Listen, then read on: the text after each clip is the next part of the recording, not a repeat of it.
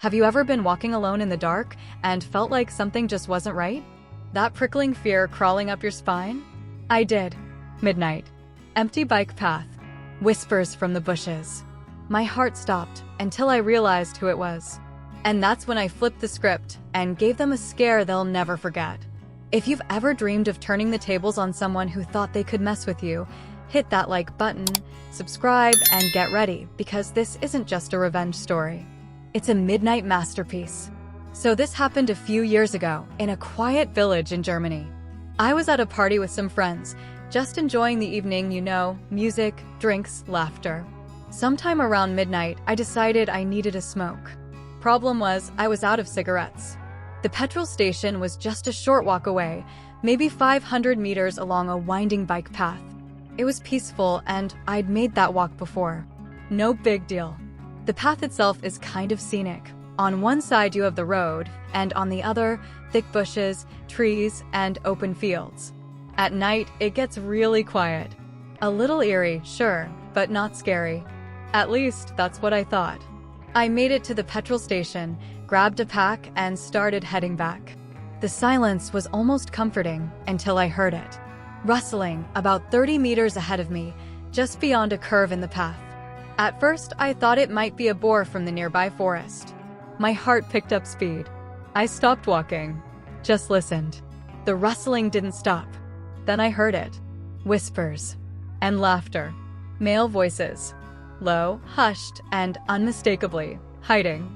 That's when the fear really kicked in. Every possible horrible scenario flashed through my mind. Was someone waiting to jump me? Was I about to be mugged? Attacked? I stood there frozen, torn between running back to the station or calling someone from the party. My hands were shaking. My breathing got shallow. My brain screamed, "Do something." And then, I heard one of the voices say, "Maybe she went a different way." That's when something clicked. That voice, I recognized it. And then I heard another one, also familiar. "There's just the one way.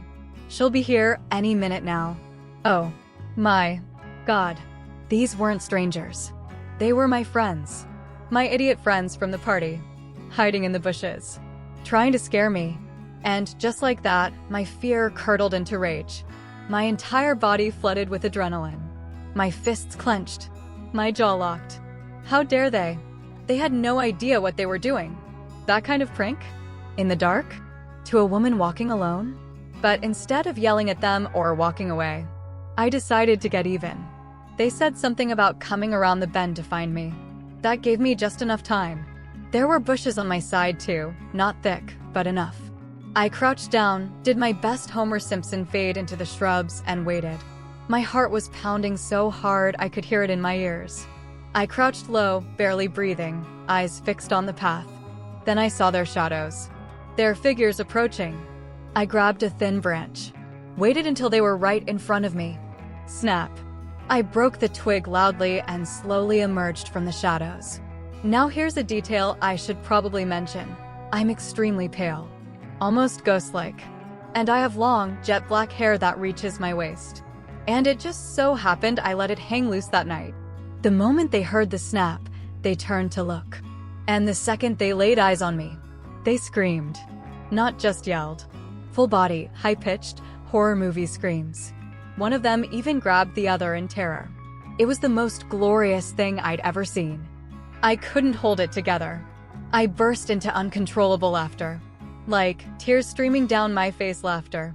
I nearly fell over. My sides hurt. Their screams turned to shouting, mostly out of embarrassment. What the hell? Are you insane? But I cut them off. What were you planning to do, huh? I shot back, still laughing. You thought it'd be funny to scare a woman walking alone at midnight? Really?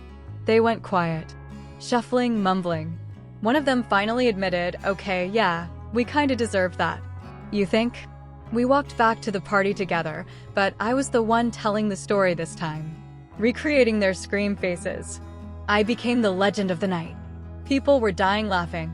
Even the guys eventually found it funny, once the embarrassment wore off. They thought they were the hunters. Instead, they became the prey. And I didn't just scare them. I humiliated them in front of everyone. And the best part? I never raised my voice. Never got physical. I just let them taste their own fear. They'll think twice before pulling a stunt like that again. Especially with someone who knows how to flip the script. Revenge doesn't always have to be cruel to be satisfying. Sometimes, poetic justice looks like a ghost emerging from the darkness and making grown men scream like toddlers.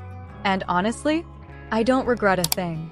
If this story made you laugh or gave you chills, smash that like button and tell us in the comments, what's the most satisfying revenge you've ever witnessed? And don't forget to subscribe for more twisted tales and sweet justice every week.